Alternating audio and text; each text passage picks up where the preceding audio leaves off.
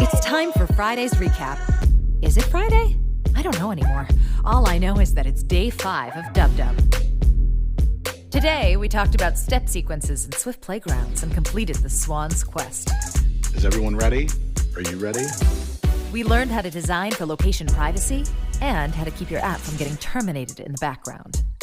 Well, that's it for WWDC2020. It really was an incredible week.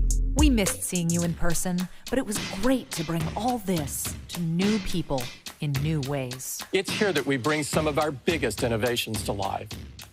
We talked about groundbreaking technology.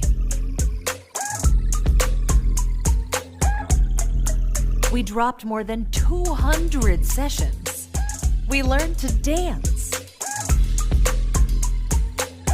While WWDC has come to an end, the fun is just beginning, and the developer app is here to help.